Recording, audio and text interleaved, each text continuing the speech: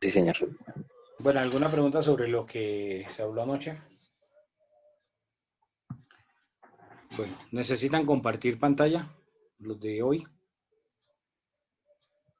Sí, doctor, por favor. Ok, listo, ya están habilitados, ya pueden iniciar.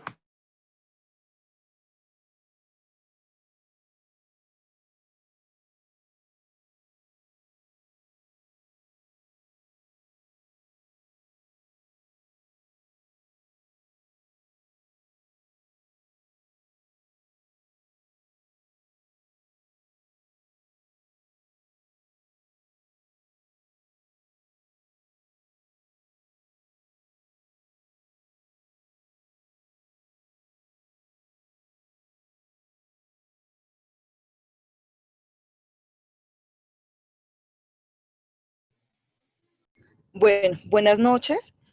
Nosotros vamos a exponer el contrato de underwriting. El grupo está conformado por Angie Serna, Eileen Garcés, Paula Delgado, Paula Sora, Laura Quiñones, Edgar Pérez, Luz Dari Guevara, Catherine Torres Torres y quien les habla, Egna Beltrán. Siguiente. Este contrato está clasificado como un contrato atípico e innominado que no obstante se practica en el comercio. Es el contrato típico del mercado de capitales. Es un intermediario financiero, entre un intermediario financiero que es el denominado underwriting, que es quien se obliga a prefinanciar títulos valores emitidos por una sociedad o institución para su posterior colocación. En el contrato celebrado entre una entidad, es un contrato celebrado entre una entidad financiera y una sociedad comercial, por medio del cual la primera se obliga a prefinanciar en firme o con títulos valores emitidos por la sociedad para su posterior colocación. Es decir, una sociedad comercial puede ser como el Éxito, que quiere capitalizarse, emite bonos, acciones o títulos y los pone en la bolsa por medio de un intermediario financiero que normalmente es un banco. El concepto como tal se refiere a un instrumento financiero que permite a las sociedades comerciales obtener dinero con algo de celeridad a través de una operación financiera que le permite acceder al mercado de capitales. La razón de la existencia de este contrato se debe a la necesidad de la empresa de obtener recursos financieros. Este contrato se caracteriza porque es bilateral, autónomo, de servicio, consensual y oneroso. En los elementos de contrato tenemos primero la empresa, que es el emisor, que busca recursos para financiar su constitución o nuevos proyectos. Esta normalmente es una institución, entidad o sociedad comercial. Y el underwriter, que es la empresa colocadora o entidad financiera. En Colombia normalmente son las corporaciones financieras, los bancos, y las sociedades comisionistas de bolsa. No sé si han escuchado Correval, por ejemplo, es una comisionista de bolsa. Tiene una naturaleza mixta con contratos como el mandato, la compra-venta y se compara también con el corretaje. Buenas noches. Dentro de los elementos de este contrato encontramos la empresa emisora, el inversionista y el underwriting. También tenemos lo que son los derechos y las obligaciones de las partes. En este caso, el emisor tiene derecho a solicitar la información sobre la experiencia y la solvencia del underwriting. También exigir la autorización por el underwriting respecto del precio de oferta y pago del convenio. También exigir acciones eficaces del underwriting. Respecto a las obligaciones, está obligado a informar totalmente al underwriting sobre la emisión que se va a gestionar, ya sean los precios, los plazos, o el historial. Tampoco pueden ofertar con otras colocadoras, no vender títulos valores ofertados dentro del plazo acordado, pagar la comisión convenida sobre el monto total de la emisión, pagar gastos operativos, notificar al underwriting de los cambios que se hayan producido desde el momento de la oferta. A su vez, también están los derechos y las obligaciones del underwriting. Uno de los derechos es hacer respetar los precios pactados inicialmente, exigir la entrega de los títulos colocados en el mercado, requerir el pago de comisiones que se han pactado.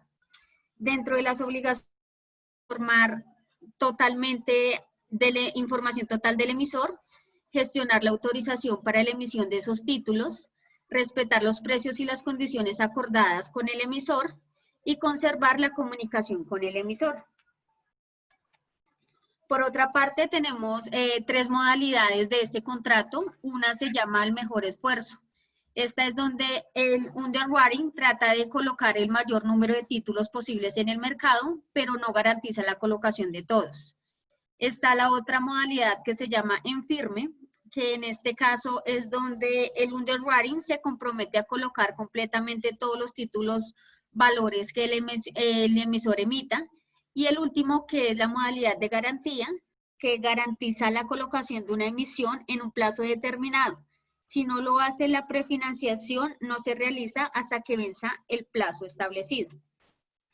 Y ya por último, lo que es la extensión de este contrato se maneja de dos formas. Una es la forma natural, que es propia del contrato, como el vencimiento del plazo, el ejercicio de una condición resolutoria y el acuerdo entre las partes.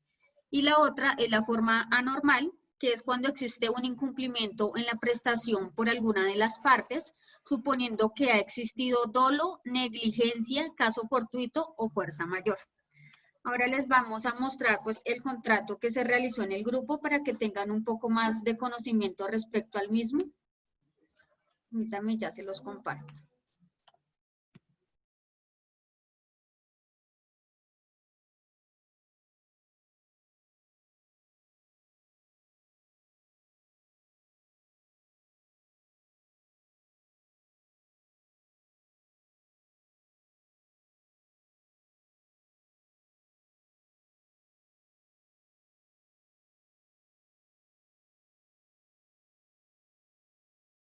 Paula, ya puedes iniciar, por favor. Buenas noches. Buenas noches. Vamos a dar lectura al contrato. Underwrite. Entre los suscritos a ver, Edgar Alfredo Pérez Patiño, mayor de edad, domiciliado en Bogotá, identificado con cédula de ciudadanía número 74082248 de Sogamoso, Boyacá, quien actúa dentro del presente instrumento en nombre y en representación en su calidad de representante legal de la sociedad titularizadora Fincol, domiciliada en la ciudad de Bogotá, legalmente constituida mediante escritura pública, número 2356 del 28 de junio del 2018, en la notaría del Círculo de Bogotá, debidamente facultado para los efectos de la firma de este contrato, según acreditación otorgada en virtud del certificado de existencia y representación legal expedido por la Superintendencia de Financiera de Cámara de Comercio, y que en adelante se denominará titularizadora por una parte y por otra Santiago Caicedo Barrera, mayor de edad, domiciliado en la ciudad de Bogotá, identificado con cédula de ciudadanía 54264875 de Medellín, quien obra dentro del presente documento en su calidad de representante legal de corredores y valores, sociedad legalmente constituida y domiciliada en la ciudad de Bogotá, todo lo cual se acredita con el certificado de existencia y representación legal expedido por la Superintendencia de Financiera, adjunto y Cámara de Comercio, debidamente otorgada para el presente instrumento, quien en adelante se denomina el Underwrite. En conjunto las partes hemos suscrito el presente contrato, del Under al mejor esfuerzo, el cual se regirá por las disposiciones de la ley colombiana y por las estipulaciones que más adelante se consignarán previas las siguientes consideraciones. Número 1. Que las partes se encuentren debidamente facultadas y autorizadas para celebrar el presente contrato del Under al mejor esfuerzo. 2. Que la titularizadora es una sociedad anónima de servicios especializados, cuyo objeto social consiste en la adquisición y movilización de créditos hipotecarios mediante título, compromiso y procesos de titularización de créditos hipotecarios y sus garantías para su emisión y colocación en el mercado de capitales mediante oferta pública o privada. Número 3. Que el Under es una sociedad comisionista de bolsa constituida de conformidad con la ley del ordenamiento jurídico colombiano y facultada en los términos de la ley 45 del 90 y el decreto 2555 de 2010 para desarrollar operaciones de colocación de emisiones e intervenciones de valores en general. 4. Que el UNDER no tiene ningún vínculo ni relación de subordinación o control, razón por la cual está en capacidad de desarrollar su gestión con total independencia y autonomía. Número 5.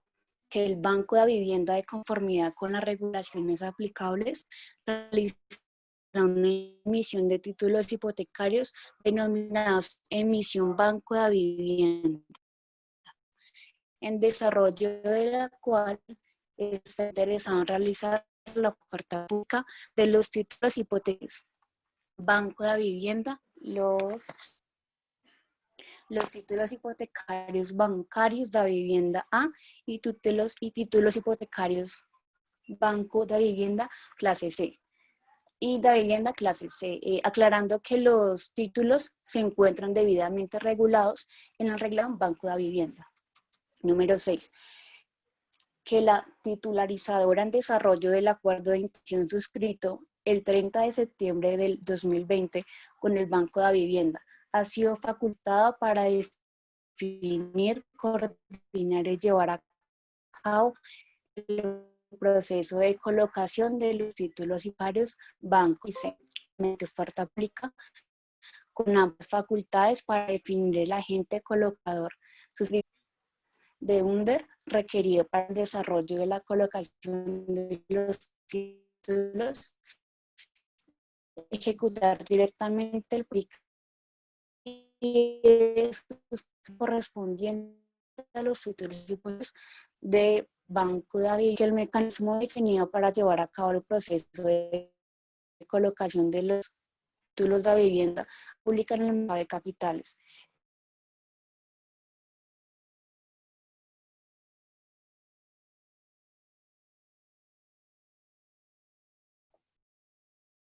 No te escucho, Paula.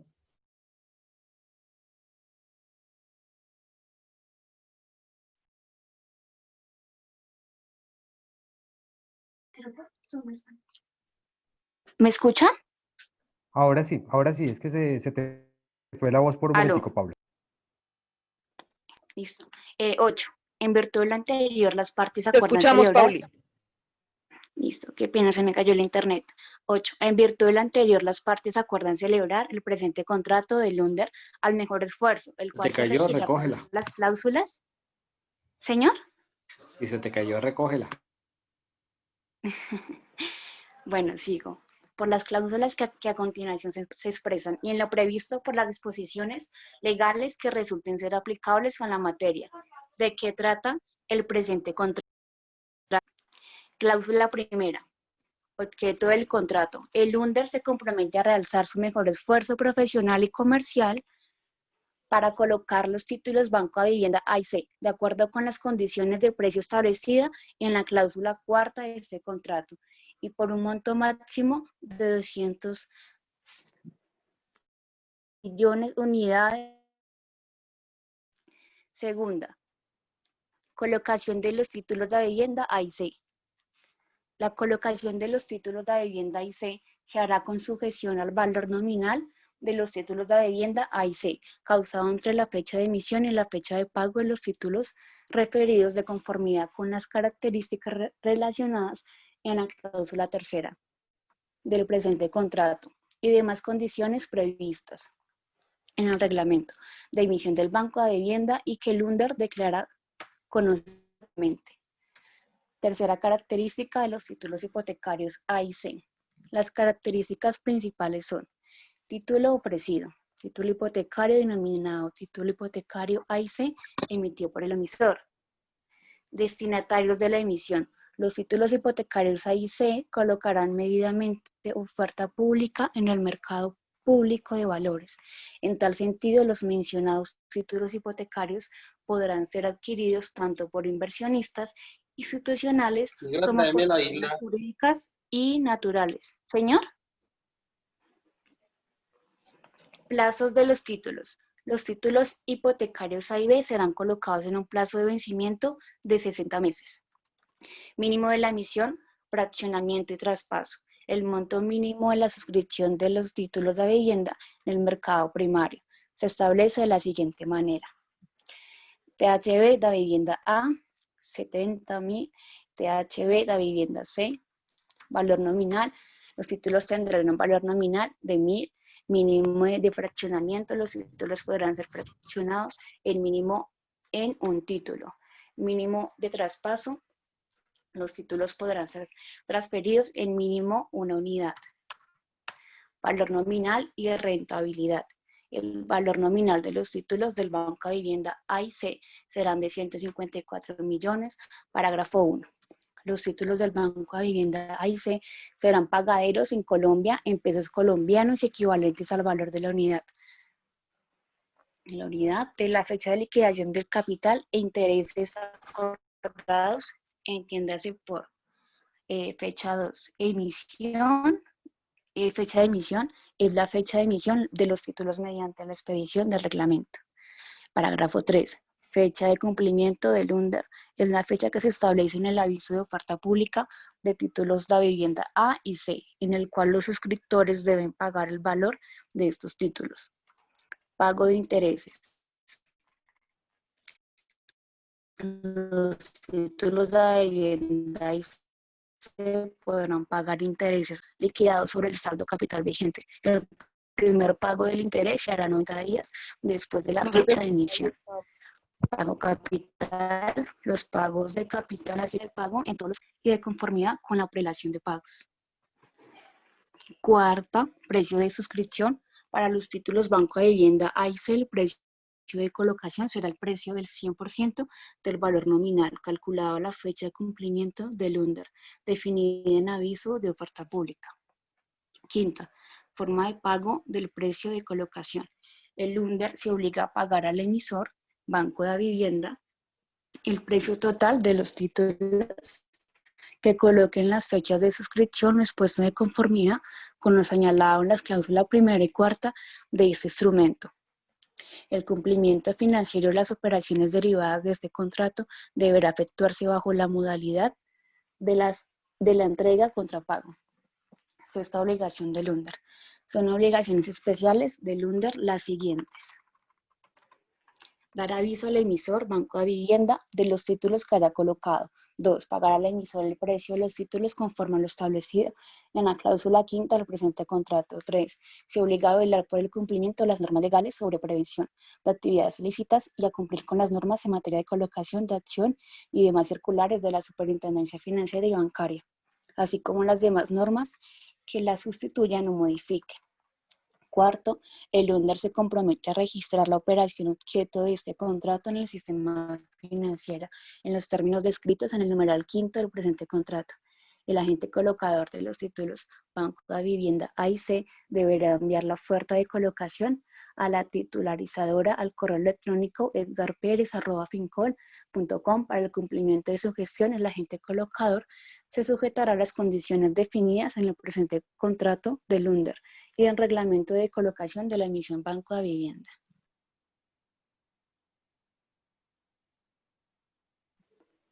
Sora. Séptima obligación de la titularizadora. En su calidad de administrador de la Universidad Banco de Vivienda, realizará el cálculo y liquidación de las sumas que deben ser pagadas en la fecha de pago por concepto de interés capital de los títulos de vivienda, teniendo en cuenta el reglamento de emisión. Suministrar toda la información requerida para el desarrollo del presente contrato, realizar los informes del emisor Banco de Vivienda para que realice los pagos de comisiones correspondientes. 5. Se obliga frente a comunicarle cualquier situación de que alguna manera pueda deteriorar o haya deteriorado la solvencia de la entidad. 6. Se obliga a subsanar las deficiencias que sean constatadas. Sigue, Sora.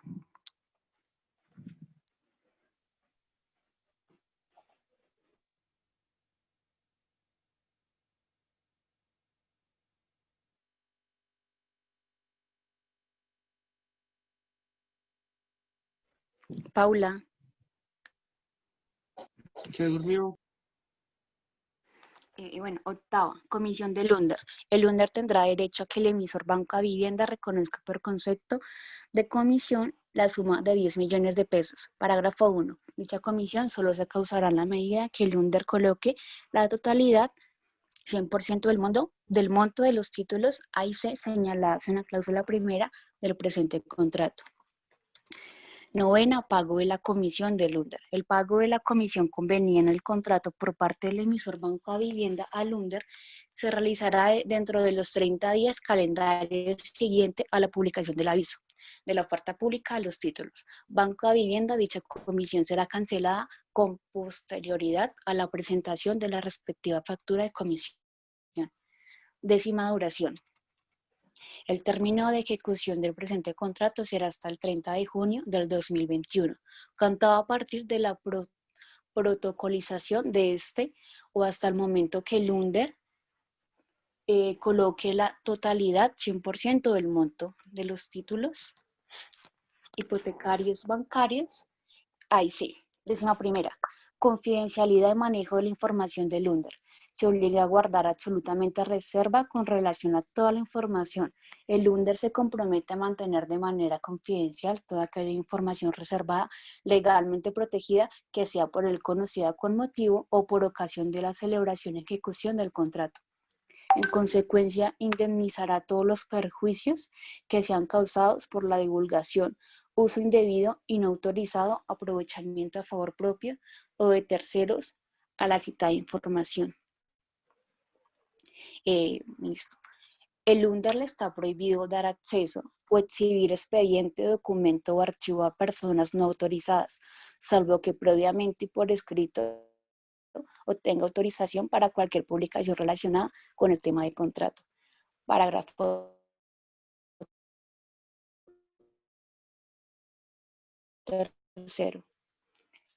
Al UNDER deberá cuidar la información a la que tenga acceso, evitando su destrucción o utilización indebida.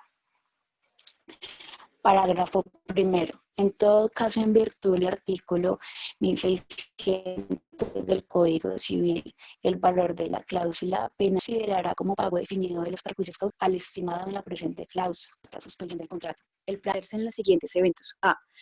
B. Por mutuo acuerdo entre las partes, siempre que ello no derive en mayores costos, tanto para la titularizada como para el emisor Banco de Vivienda, ni se causen otros perjuicios. La suspensión se hará constar en una acta motivada suscrita por las partes.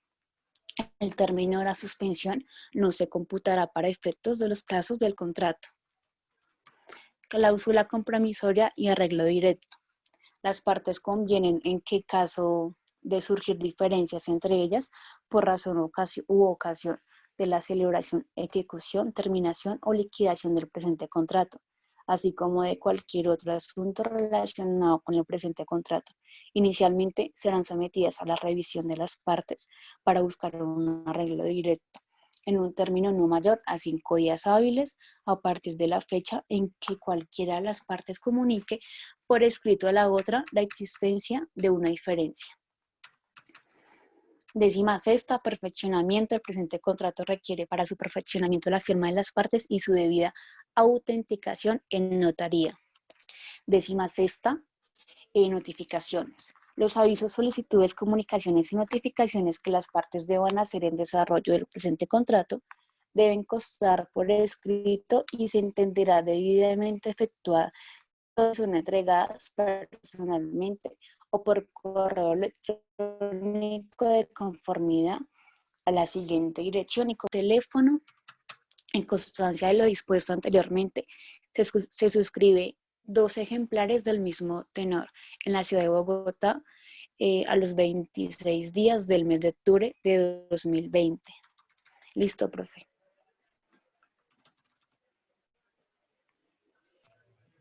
Ok.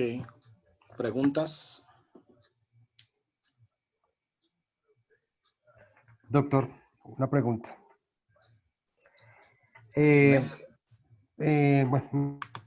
no sé si la verdad entendí bien este contrato, pero si entendí bien este contrato eh, es como una figura que hace alguna empresa para obtener recursos para una colocación de crédito. Sí, de alguna manera es la forma de entrar al mercado bursátil, ¿sí? Normalmente Sí. los que entran al mercado bursátil son las entidades financieras, ¿sí? Sociedades Entonces, ¿qué anónimas. hacen? Una empresa, Las una sociedades, sociedad anónima, ¿cómo ha sido? que las sociedades anónimas son las que emiten acciones en el mercado bursátil, las que Ah, ok, utilizan sí. esta figura. Entonces, ¿qué hace una empresa que no es sociedad anónima? Genera acciones o títulos y los pone por medio de entidades financieras en la bolsa. ¿Sí? Es para entrar al mercado bursátil como tal. Y de esa manera, pues van a obtener mayores ingresos. Ok, pero ella, ok, sí, claro, porque es que estaba, lo estaba confundiendo con los recursos que se consiguen hoy en día en los bancos a través de fondeadores, a través de fiducia mercantil para poder colocar créditos en No, el mercado. Pero estos no, ya son títulos valores sí, para ponerlos a generar rentabilidad en las bolsas, ¿no? sí. En el contrato el ejemplo era una titularizadora que es sociedad anónima, que no emite bonos ni nada hipotecario, pero un banco como fue a vivienda le da toda la autorización para que venda sus títulos hipotecarios, ¿sí? Y No, ellos por título medio de hipotecario, un no, correo, acciones. bueno, las acciones, y ellos por medio de una empresa que juega en la bolsa, que no me acuerdo cómo se llamaba en el contrato, Comisionista los de ponen bolsa. en el mercado bursátil, Comisionista un de bolsa. comisionista de bolsa. Ok, clarísimo, clarísimo, esa era la pregunta. Gracias.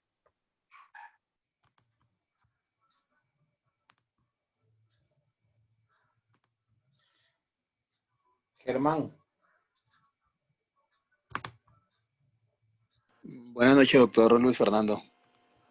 a ver, ¿qué entendiste del contrato de undergrading? Pues, doctor, básicamente el contrato de underwriting, que es un contrato que se hace por medio de una entidad financiera y permite a las empresas o a las sociedades que puedan hacer alguna operación para para que puedan acceder al mercado de capitales y poderse financiar para determinados proyectos que tengan dentro de sus empresas. Y pueden manejar las financiaciones y dentro de eso se pueden emitir acciones y bonos, ¿no? Para adquirir esa parte digamos, el soporte que deben de tener ellos. Esos contratos underwriting es un contrato principal y manejan una colaboración financiera que es mutua y tienen autonomía, es un contrato atípico y se puede suscribir transitoriamente en su totalidad y las emisiones primarias de los valores para que así mismo se manejen. También se encargan de la colaboración de emisiones en los títulos y es consensual. Pues básicamente esa es la parte que es principal dentro de esto y se hace entre una entidad financiera y una persona jurídica, en este caso lo que estamos hablando, doctor. A ver, las sociedades que contratan se llama sociedad emisora. Las sociedades que emiten acciones se llama sociedad emisora porque es la sociedad que emite acciones. Y las sociedades que emiten acciones y que pueden negociar esas acciones en la bolsa son únicamente las sociedades anónimas. De ahí que este tipo de contratos, digamos, es mucho más restringido, no todos lo van a poder realizar porque los únicos que pueden participar del mercado bursátil son las sociedades anónimas. Entonces, ¿qué hace la sociedad emisora? La sociedad que quiere vender sus acciones en el mercado. Contrata a un underwriter que va a ser un comisionista. O sea, va a realizar una labor de intermediación para colocar esas acciones en el mercado, ¿sí? En el mercado bursátil. Entonces, no sé si... Y este intermediario, este underwriter, se gana una comisión por eso. No sé si ustedes recuerdan el ejemplo de Ecopetrol, de la petrolera, hace unos años cuando hizo una emisión de acciones.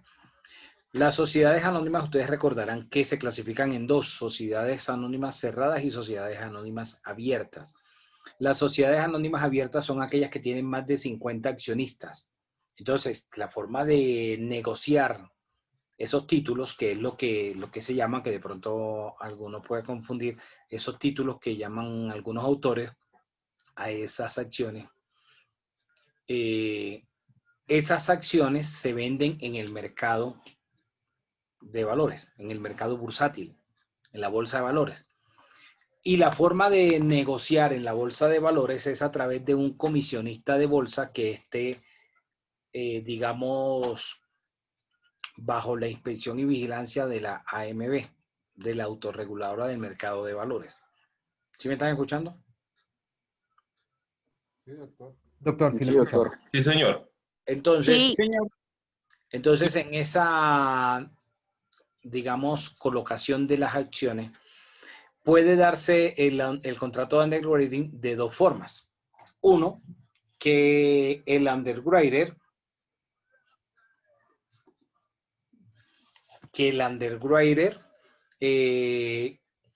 hace esa labor de intermediación, de colocar esas acciones en el mercado, y se va a ganar la comisión cuando se vayan vendiendo las respectivas acciones, los diferentes paquetes accionarios.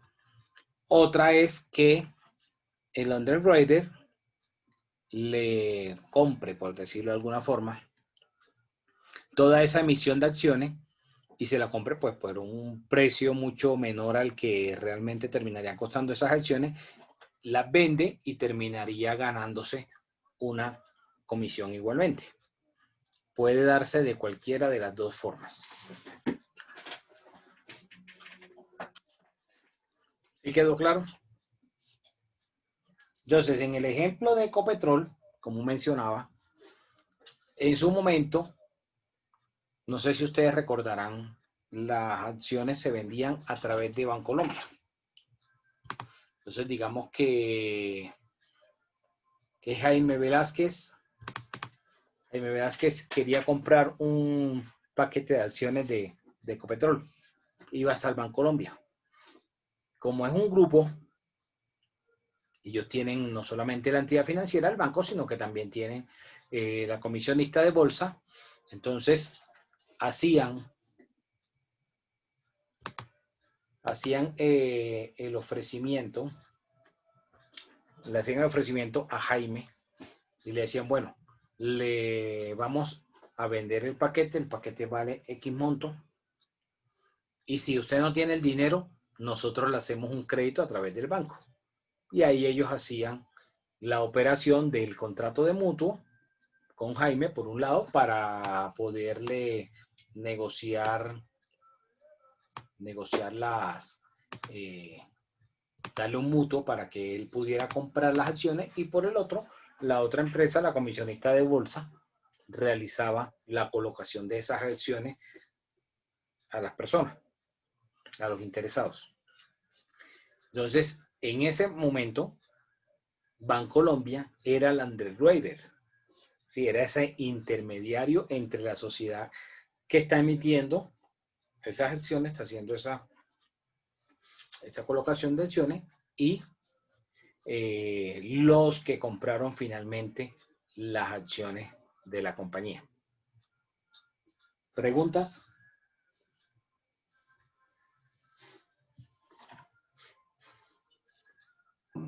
No, señor, está claro. Sí tengo una preguntita, qué pena, doctor. Dime. La empresa que compra esas acciones a menor precio, ¿tiene algún tope, algún porcentaje? No, porque acuérdate que este es un contrato atípico y las partes son las que regulan Ah, claro que de sí, sea negociación. típico, sí, señor.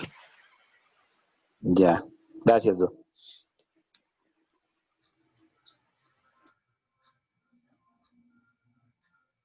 Ok.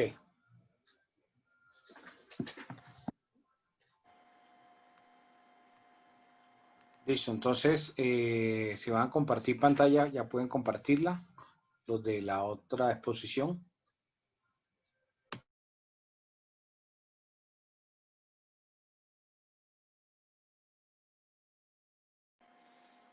Doctor Luis Fernando, una pregunta dentro de este contrato de underwriting.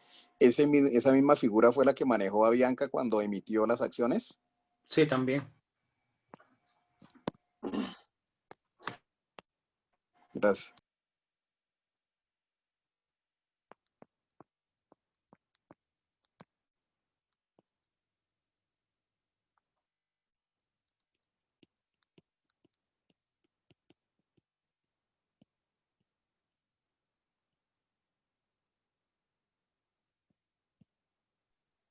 Qué pena, doctor Larios, una pequeña pregunta mientras los compañeros alistan la exposición. Dime. El papel de Interbolsa dentro de esta intermediación de acciones, ¿ellos vendrían a ser también undergrounding? Perdónenme si el término no lo tengo. No necesariamente, porque el undergrading lo hacen sociedades que están, digamos, facultadas como las entidades financieras para realizar ese tipo de colocación, y están reguladas por la superintendencia financiera. Normalmente la mayoría de los bancos tienen varias empresas, no solo el banco, sino tienen comisionistas de bolsa para el mercado bursátil, tienen almacenes de depósitos, ¿sí? Tienen todo un conglomerado de empresas, un grupo de empresas. Y esta empresa Interbolsa, hasta donde recuerdo, lo que hacían era negociar unos pagarés, ¿sí? Y que creo que lo otro que negociaban eran unas libranzas, y la libranza es diferente. Gracias, doctor.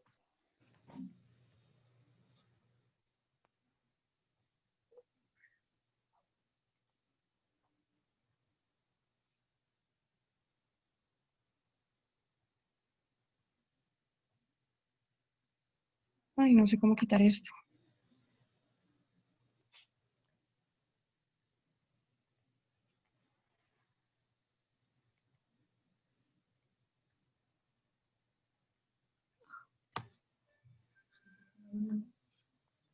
¿Eso es lo que querías quitar, Karina? No, profe, este cuadrito que me aparece en la presentación, no sé por qué me está apareciendo esto. Está muy bien presentada, mi hija, tranquila.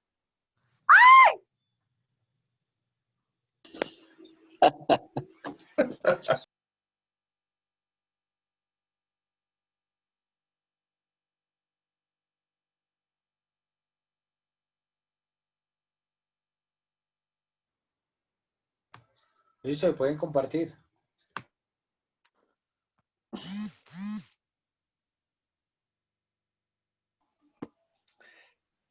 Se le cayó la señal.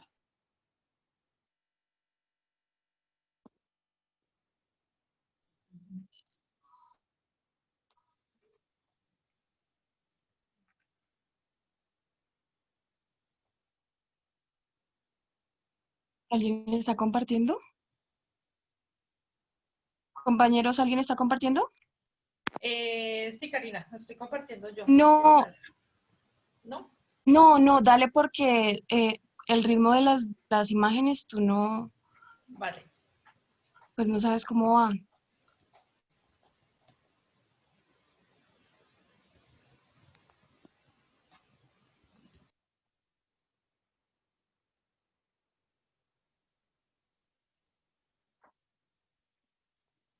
Listo, ahora sí, buenas noches, ¿me escuchan?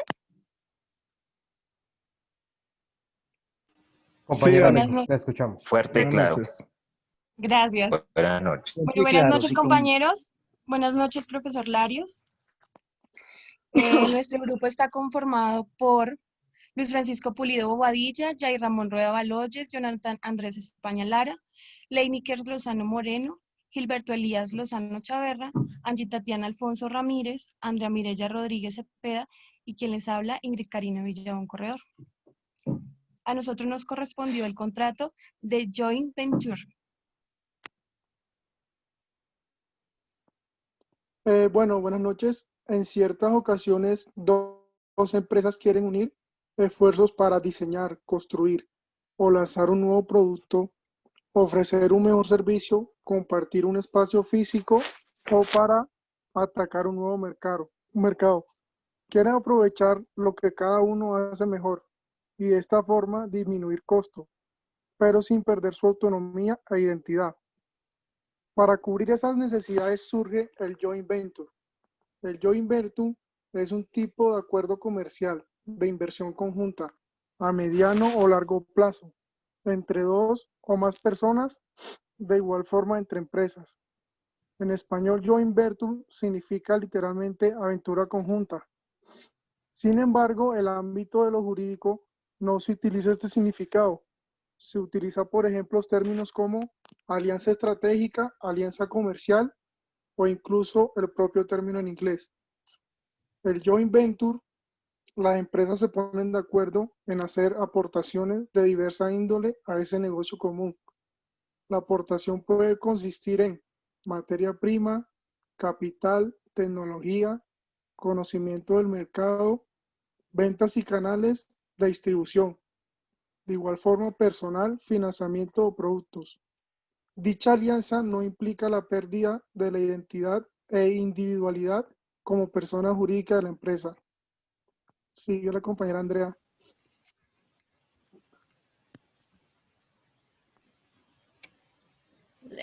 La idea de formar un joint venture es unir conocimientos, actitudes y recursos, compartiendo a su vez los beneficios, los esfuerzos, las responsabilidades y los riesgos para lograr un fin común. Un joint venture no es una fusión.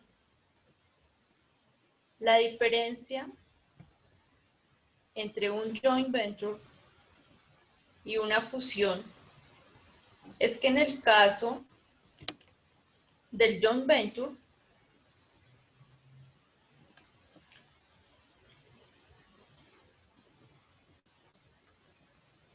las empresas A y B se juntan para crear una empresa C. Existen ahora 3 empresas. A este fenómeno se le identifica como joint venture corporativo. En cambio, en una fusión, la empresa A, llamada empresa fusionada, se fusiona con la empresa B, que será el fusionante. De esta fusión existe ahora solamente la empresa fusionada. Un ejemplo de joint venture es una compañía de telefonía celular firma un contrato de joint venture con una empresa de videojuegos. La idea de este contrato es diseñar, producir y comercializar el primer teléfono con la plataforma de videojuegos más avanzada del mercado. Ambos poseen una especialización que los hace fuertes por separado, pero la suma de sus conocimientos es impredecible para este nuevo objetivo. Las instalaciones para el desarrollo del celular son propiedad de la compañía de celulares. Y los ingenieros de la empresa de videojuegos incorporarán sus conocimientos de programación en el diseño del software del celular. El contrato establece la proporción de las ganancias para cada una de las empresas que resulten de este proyecto. Ambas empresas siguen siendo independientes una de la otra.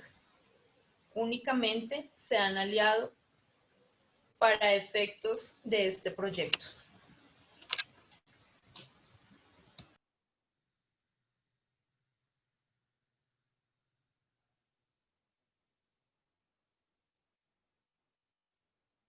Muy buenas noches.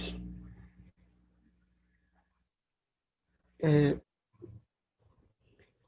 muy importante lo que obviamente los doctores acabaron de mencionar y quisiera un poco resaltar lo que el doctor Jonathan mencionaba en el entendido de que el joint venture típicamente incluye un acuerdo entre dos más compañías para contribuir obviamente con recursos a un negocio obviamente en común. Estos recursos pueden ser incluso en materia prima, capital, tecnología, conocimiento del mercado, ventas e incluso canales de distribución y por qué no decirlo también cuando lo que tiene que ver con personal y financiamiento de productos. Hoy en día, obviamente estamos viendo la realidad de lo que es un joint venture en realidad.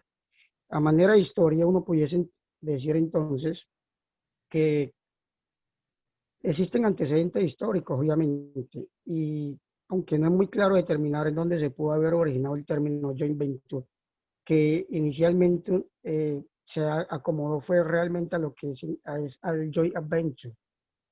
Hoy obviamente el término ha dado un giro y se le habla más bien como joint venture. Sin embargo, como punto de partida, es primordial hacer mención a una gran figura anglosajona, de la que obviamente pudo haber tenido pues su origen.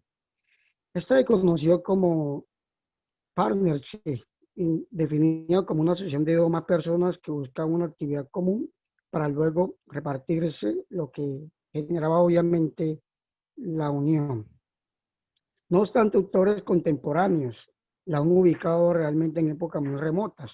Incluso hablan de lo que tiene que ver con las conquistas colonizadoras europeas. Recordemos entonces que el glorioso país de los Estados Unidos fue conquistado obviamente por los ingleses y no en vano existe pues esta dicotomía y obviamente la alusión al mismo término de origen inglés. Por su parte, el maestro Lisandro Peña señala en su obra que los contratos mercantiles, obviamente un versado en dichos temas, tanto nacionales como internacionales, que el joint venture encuentra su origen comercial en la evolución histórica del Imperio Británico, cuando se formaban agrupaciones dedicadas a la colonización de nuevos territorios. Tales agrupaciones, de hecho, se encontraban integradas por caballeros aventureros. De allí el término inicial, joint adventure, quienes decidían unir esfuerzos haciendo algún tipo de aporte y asumiendo riesgo con el fin de obtener, obviamente, utilidades.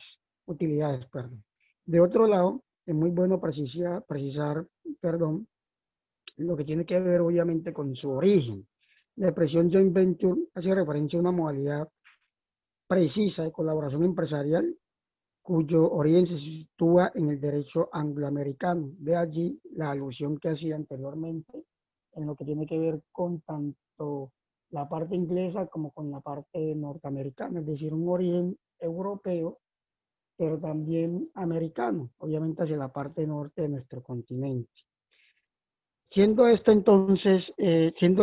el momento para precisar que la expresión joint venture hace referencia a una modalidad, obviamente, como ya se manifestó por parte del doctor Jonathan. Nacida a finales, por ejemplo, del siglo pasado en los Estados Unidos y desarrollada en la primera mitad del siglo XX. En aquel país ha ido adquiriendo relevancia en el tráfico internacional a lo largo de las últimas décadas y en consecuencia ha llegado también hasta la práctica de América Latina. De hecho, es bueno traer a colación, ya lo decía la compañera Andrea, unos ejemplos, obviamente, joint venture. Por ejemplo, uno quisiera también hacer referencia a lo que tiene que ver con esa alianza, que no fue más que un joint venture entre algunas empresas internacionales que tienen que ver con eBay y PayPal, por ejemplo, una de las páginas web de subastas más importantes y uno de los métodos de pago online más utilizados. Por ejemplo, se unieron en un joint venture. Es un ejemplo, obviamente, evidente y que a diario lo utilizamos cuando hacemos diferentes transacciones a través de la web. Asimismo, lo que ocurrió, por ejemplo, con Sony y Siemens, y por qué no decirlo también con McDonald's y Coca-Cola. Esos son algunos pincelazos para que podamos entender, obviamente, la parte histórica de manera de antecedentes pero no sin olvidar la parte jurídica en lo que tiene que ver con la parte del derecho anglosajón y hoy traído para Latinoamérica. Pues eso es lo que quería precisar en su momento. Entonces, doy paso al compañero para que continúe ampliando, obviamente, los detalles de lo que nos compete. Muchas gracias.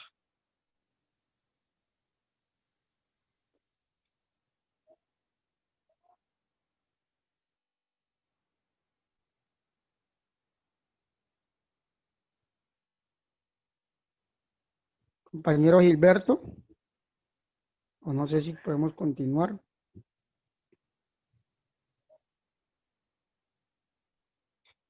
¿Me escuchan? Compañero, ¿se le está escuchando bien? Sí, ahí te estamos escuchando. Bueno, compañero Gilberto, ¿me escuchas? Para ver si puedes continuar o no sé si continúo.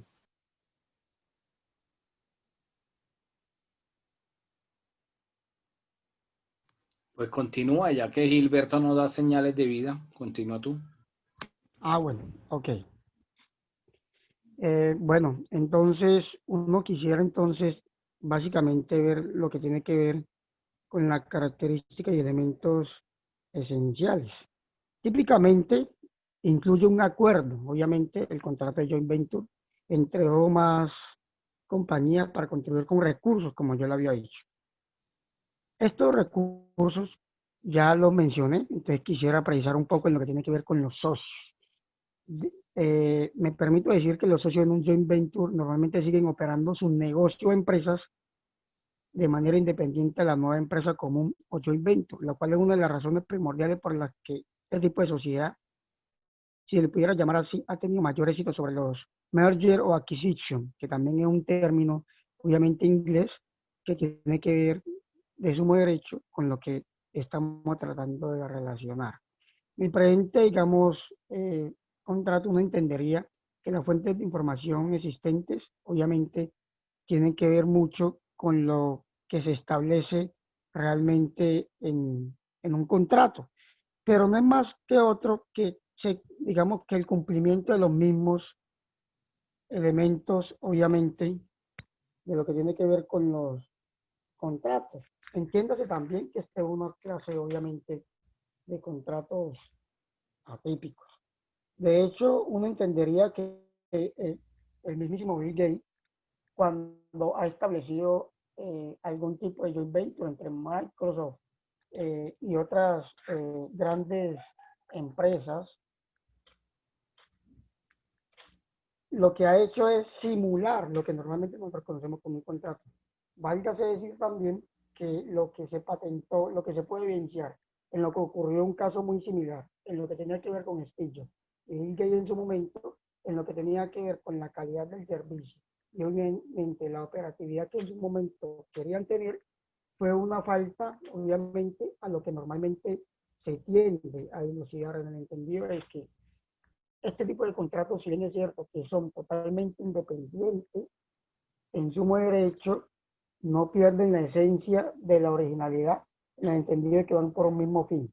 Y cuando hay falta grave a una de las partes tratando de sacar ventaja, obviamente los elementos del contrato, por así llamarlo, se alteran. Y prueba de ello fue lo que ocurrió, que lo que tenía que ver anteriormente con lo que no se conocía como Apple en su momento, tuvo que, en cabeza del Steve Jobs, obviamente tuvo que demandar a Bill Gates, y Bill Gates, conociendo lo que significaba un joint venture, lo único que hizo fue aceptar los términos por el hecho de sacar ventaja y pagar la suma y grandiosa demanda de más de $2 millones en su momento.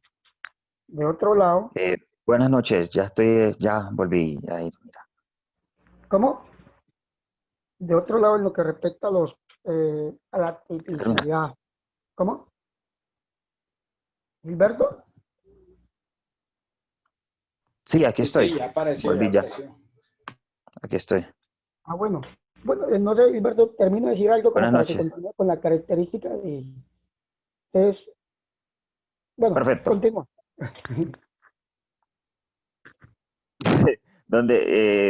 Bueno, Buenas noches. Características y elementos esenciales.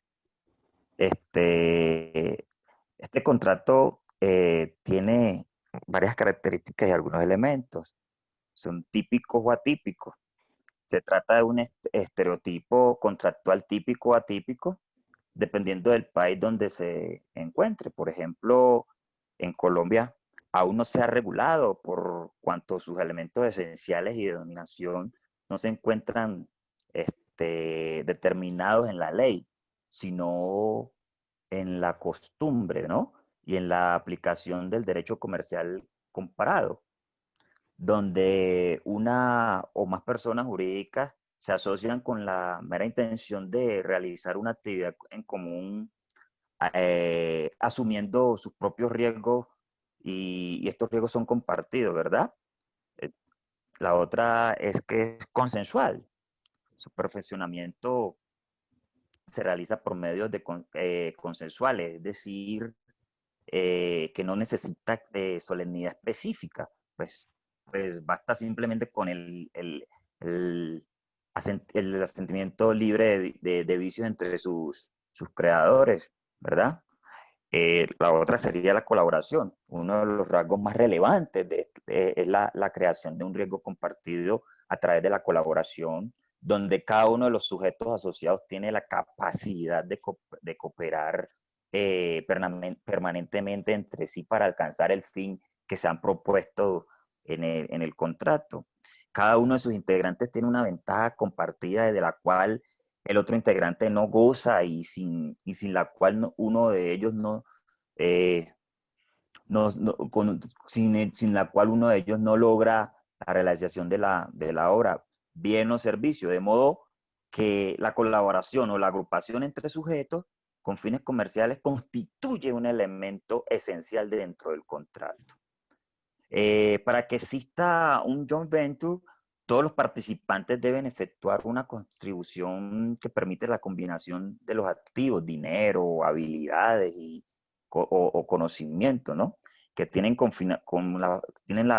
finalidad la obtención de un lucro en la ejecución de la aventura particular. El otro es el conmutativo. ¿Por qué? ¿Por qué? Porque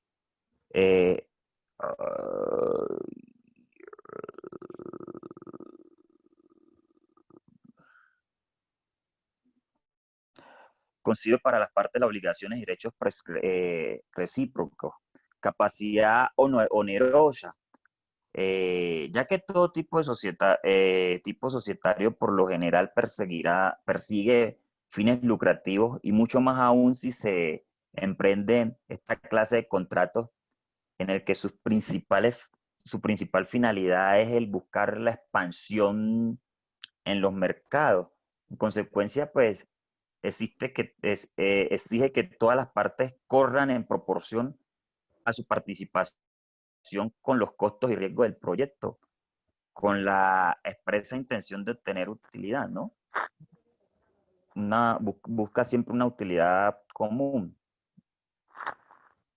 El otro es administración compartida, donde los acordantes pueden convenir la dirección de uno o todos los socios en algunos casos en procura de una mayor transparencia. Se admite la administración del negocio de un tercero en muchas ocasiones. En estos contratos persiste una independencia de los pactantes, es decir, que cada empresa vinculada seguirá su ejercicio comercial en forma autónoma sin necesidad de llegar a funcionarse entre ellas, por más de que se cree una nueva persona jurídica, ¿no? Y esta es plurilateral. Se trata de un contrato originado en la pluralidad de las partes, que pueden ser personas naturales, como lo establecen algunas legislaciones comparadas, solo entre personas jurídicas nacionales o extranjeras, públicas o privadas, las cuales se pueden unir para el desarrollo o ejecución de una obra, servicio o suministro en concreto de algo. Al igual que el contrato de sociedad, el joint venture supone la unión de actividades de dos o más sujetos, ¿no? Para el logro del objetivo específico. Todos los integrantes están de frente al objetivo, no como el contrato bilateral, que tiene como esencia únicamente dos partes con intereses correlativos. Este también puede ser de carácter transitorio, lo que quiere decir que están destinados a desaparecer una vez se cumplan los objetivos que se han propuesto o los específicos para los cuales fueron celebrados y por lo tanto están sujetos a un plazo determinado que puede coincidir con la realización del objetivo para el cual fue creado. Y por último, como les decía, esto tiene un objetivo específico, están limitados a un fin específico, como les decía ahorita, porque sus actividades son concretas y persiguen la satisfacción de un fin determinado. Debe existir una sola, ¿cómo se llama eso? Finalidad en el desarrollo de la misma. El joint venture debe destinarse a la ejecución de un único proyecto, lo que no determina que su duración sea corta o de ejecución inmediata.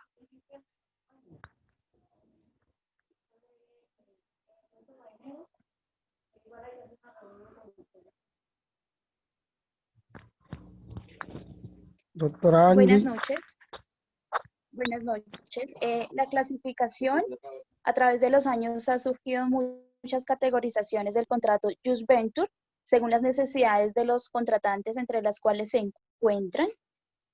La primera es de carácter nacional o transicional. Esto quiere decir que el Just Venture tenga la capacidad de ejecutarse entre empresas de una misma nación o también en distintos países. La segunda es de naturaleza pública o privada, donde los inversionistas pueden ser entidades del Estado y también pueden ser particulares. La tercera es de proyectos, que es cuando se posee la finalidad de desarrollar un proyecto con una limitación de tiempo. La cuarta es de inversión, que es cuando el objetivo está enfocado en crear una empresa dilatada en el tiempo que sea necesario para desarrollar una serie de actividades determinadas. El quinto es de tipo concentrativo, que es cuando se toma una decisión ácida y se busca centralizarla en la nueva empresa. El sexto es de coinversión. Está identificada por el aporte monetario o de bienes que aporta cada empresa. Su propósito es el de lograr mayores utilidades, aún más de las que pudieran alcanzar de manera individual. El séptimo es de alianza estratégica. Aquí no es necesario el aporte de capital, puesto que lo que asuman son los recursos de cada empresa. Estos recursos se colocan a disposición de todos los contratantes.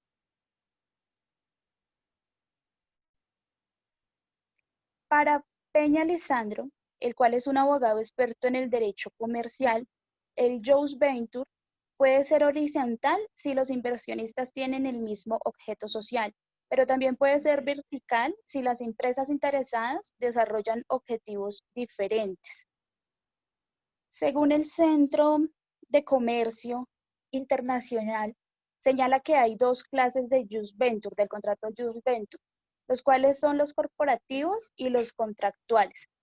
En los corporativos se toma de una nueva, son los que se toman en la forma de una nueva persona jurídica.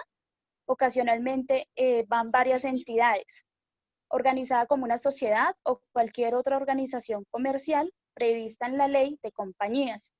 Y los contractuales es cuando no lleva necesariamente la creación de una nueva sociedad con una forma específica impuesta por la ley nacional, y las partes de este contrato simplemente organizan su cooperación sobre bases contractuales sin formar una nueva persona jurídica.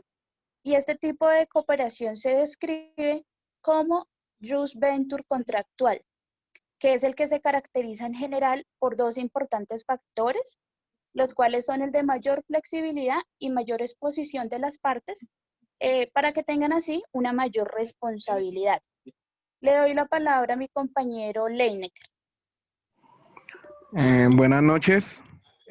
Continuamos hablando sobre la estructura del contrato de Joint Venture, la cual está regulado pues por el Centro de Comercio Internacional. Este Centro de Comercio Internacional nos habla sobre algunos elementos los cuales tienen que integrar dicho contrato. Primero, los socios tendrán aportes de 50-50 para construir el naciente contrato. Con todo, ante la multiplicidad de las partes, se deberá estipular en los estatutos quién tendrá una participación mayoritaria, contratos mercantiles y contratos atípicos. Segundo, los intervinientes harán una participación inicial al momento de su constitución y se establecerá quién o quiénes contribuirán bienes y conocimientos. Tercero, el joint venture deberá constituirse en los domicilios donde vaya a tener lugar el funcionamiento, requisito que es establecido por la legislación interna de cada país. No se aplicarán en el nuestro. Cuarto, pertinencia de la existencia de un plan de acciones a efectos de alcanzar una mayor transparencia y claridad sobre la ejecución del mismo. Quinto, si se desea aportar bienes, tecnología o servicios, es recomendable que las partes hagan contratos accesorios para darle más claridad al negocio. Sexto, el manejo del joint venture quedará en manos de una especie de consejo de administración que estará integrado por los socios, para lo cual es preciso crear estatutos en los que se indique el poder de decisión de cada partícipe. Continuamos hablando con las obligaciones de las partes, la cual continúa mi compañero Francisco. Gracias, doctor. Buenas noches, compañeros. Siguen las obligaciones de las partes. En este orden de ideas, las obligaciones de las partes podrían ser de la siguiente manera. Primero, poner a disposición de los administradores del joint venture la infraestructura, red de servicios, talento humano o recursos de capital que se ha comprometido a aportar según el objetivo del contrato. Segundo, cada una de las partes del joint venture tiene la facultad para obligar a los otros y sujetarlos a la responsabilidad frente a terceros, en cuestiones que estén estrictamente relacionadas con el objeto del contrato. Tercer punto, cada una de las partes del joint venture, tenga o no la facultad para administrar la operación del proyecto, tendrá derecho sobre la administración del mismo. Cuarto, proporcionar las condiciones de permanencia para el funcionamiento de la infraestructura, servicios o medios aportados. Quinto, responsabilidad por patentes y derechos de propiedad industrial. Sexto, asegurar equipos de su propiedad, personal a su cargo, daños a terceros o sus bienes. Séptimo, adelantar los trámites para obtener los permisos, autorizaciones y licencias necesarias para la actividad aportada. Octavo, disponer lo necesario para realizar las actualizaciones tecnológicas requeridas. Noveno, responder por su propio personal y subcontratistas. Responsabilidad de las partes. La responsabilidad se ciñe al incumplimiento del contrato y por consiguiente es individual.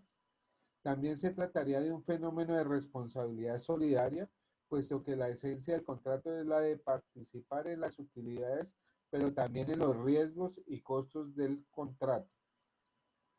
Causales de terminación y disolución.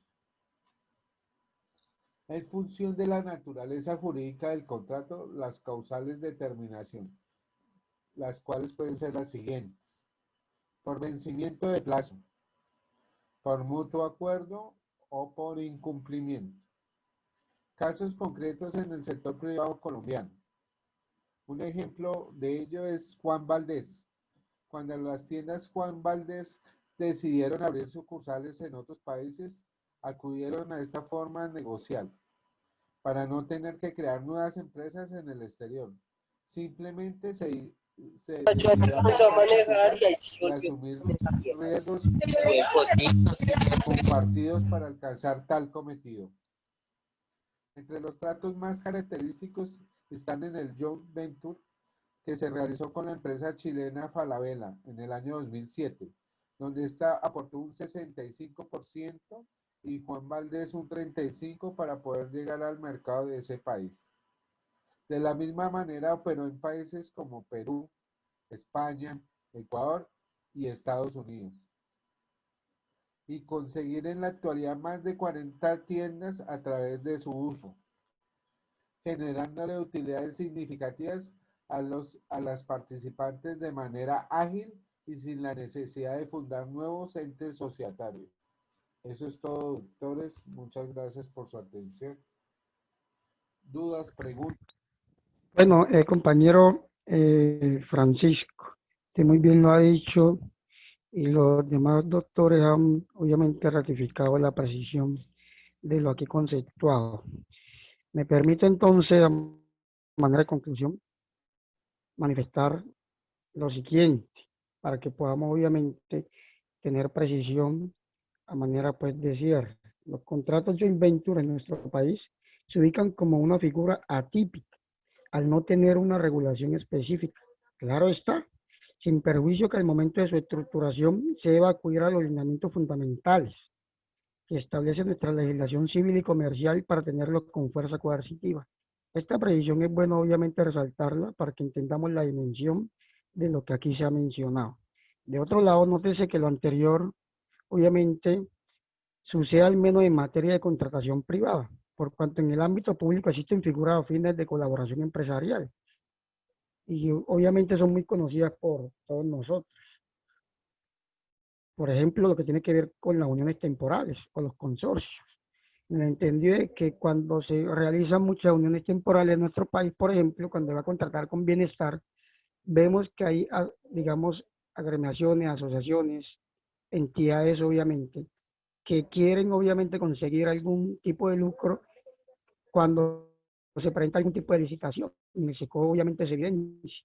No tiene la antigüedad, no tiene la experiencia, pero hay una asociación de las mismas, donde una sí goza con todos los requisitos, se asocian y, obviamente, cuando se está ejecutando el proyecto, se está ejecutando obviamente en materia presupuestal todo lo contratado, la asociación, la entidad, la empresa, lo que hace es ratificar lo que aquí se está mencionando, que es poder coger experiencia y posteriormente con ese temporal, obviamente poder deslindarse y participar de nuevas convocatorias en materia de licitación, y ellos por sí solos lo hacen. Entonces, dicha unión temporal lo que permite es que ganen ambos y obviamente puedan conseguir lo que perseguían, que era obviamente quedarse con la licitación, por ejemplo, o al menos también poder prestar un servicio, bien sea privado o público. Entonces, eso como manera de previsión. Para ubicarnos en el sector que nos atañe en el presente, obviamente el trabajo no hay la menor Bueno, listo, duda. déjala ahí, Jair, porque me toca hacer unas precisiones. Bueno, veo que lo enfocaron hacia un punto que no era el adecuado y voy a corregir el rumbo. El joint venture, si bien es cierto, es una asociación, ¿sí?, de dos empresas para desarrollar de manera conjunta un mismo contrato, donde ambos están haciendo unos aportes y esperan que les vaya bien y así retornen las utilidades en la proporción que se están realizando esos aportes. Pueda que sea 50-50 o que sea 60-40, 70-30. Entonces, pero el hecho de que se haga ese contrato no significa que surge una sociedad. O si dijéramos que fuera una sociedad, la sociedad sería de hecho. No es que surja una tercera persona o una tercera empresa. Exacto. No surge eso. Exacto, no, porque ustedes estaban metiéndolas de caminar ya ahí. Entonces, no está surgiendo una tercera empresa. Las dos siguen siendo autónomas. Las dos siguen siendo independientes, que desarrollan de forma conjunta un contrato donde se establece una alianza entre ellos para una finalidad común, pero cada uno conserva su independencia. Ahora, si ustedes se van a la ley 80 del 93, que es la de contratación estatal, que fue por allá modificada hace unos años, habla de dos conceptos que claramente hacen parte de un joint venture, y es el consorcio y la unión temporal. Esas son formas de, digamos, materializar un joint venture. Pero en ambas figuras, tanto en el consorcio como en la unión temporal, no se está creando una tercera empresa. Las dos empresas son autónomas.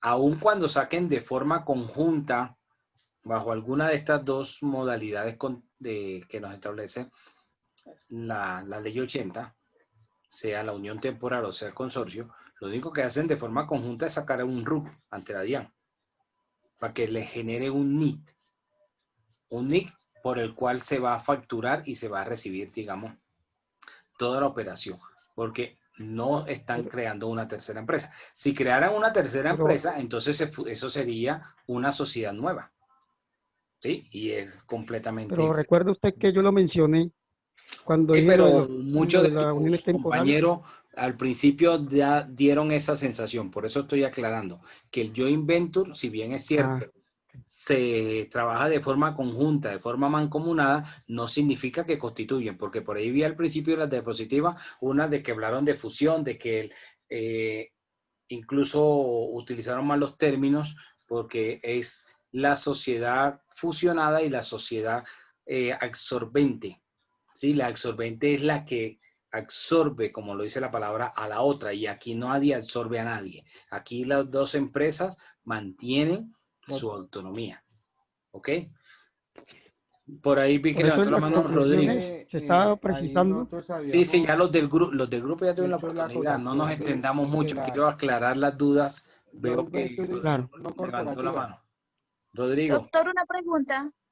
las ya va que cuales tú no eras se del grupo. estructuran en acuerdos puramente contractuales No sin estoy llegar a diciendo que constituir unas repitan. empresas, Escúcheme, sociedades. del grupo. No estoy diciendo que hicieron mal la exposición, ni tampoco quiero ahora que vayan a repetir, porque si no se van a extender más allá de las 10 de la hora, y esa no es la idea. Por eso hice Tranquilo. una precisión muy puntual. Ahora quiero escuchar los que no son parte del grupo, los que no fueron parte del grupo, que tengan dudas. Por ahí vi que levantó la mano Rodrigo. Gracias, doctor. Sí, efectivamente, pues ya el doctor al final pues ya hizo como tal el resumen de lo que es el famoso joint venture en Colombia, que es pues en el derecho comparado lo que se conoce aquí como consorcio, en términos generales. Pero efectivamente en ley 80, que es el estatuto de la contratación, efectivamente se hace por medio de uniones temporales y consorcios. ¿Cuál es la diferencia entre consorcio y unión temporal? Que el consorcio en una parte de reclamación, todos sus asociados, no solamente son dos empresas, pueden ser más de dos empresas, y en la contratación estatal, dependiendo la entidad, pues limita, y eso que está prohibido limitar, pero coloca unas condiciones para que no sean tampoco muchas empresas que conformen, bien sea las uniones temporales o los consorcios. Y los consorcios, pues la responsabilidad precisamente es para todos por igual, todas las empresas que conforman ese consorcio por igual, mientras que la diferencia con la unión temporal es que la responsabilidad recae en cada una de las empresas que conforman esa unión temporal según los porcentajes de participación. Esa es una de las grandes diferencias que hay entre la unión temporal y los consorcios. Y efectivamente, si se crease una nueva empresa, pues dejaría de ser ya joint venture a convertirse en una ya sociedad como tal, una sociedad nueva. Y efectivamente, al no nacer la sociedad nueva porque no goza de personería jurídica, si gozara de personería jurídica, ya el joint venture pues desaparecería porque se crearía una nueva sociedad. Exacto. Y como lo pues, mencioné ahorita, que de pronto lo único que hacen de forma conjunta es sacar un NIC, ¿sí? O sea, que van... sí, es lo único para poder facturar. Exacto. Para poder facturar y pagar impuestos. Pero, eso no digamos que eso no significa que les den una personería, no, porque para la nada. personería jurídica la da el registro mercantil. Correcto, señor. Y pues en las últimas reformas, lo único que se hizo precisamente ley 80 con respecto a las uniones temporales y los consorcios es que se nombre un gerente precisamente para que sea el responsable por encima de los gerentes de las demás empresas siendo autónomas dentro del consorcio o unión temporal, pero ese gerente es el que va a responder jurídicamente a cualquier llamado que hagan en la vía judicial. Muchas gracias, doctor. Ok, listo. ¿De pronto alguna otra pregunta? Ya para finalizar.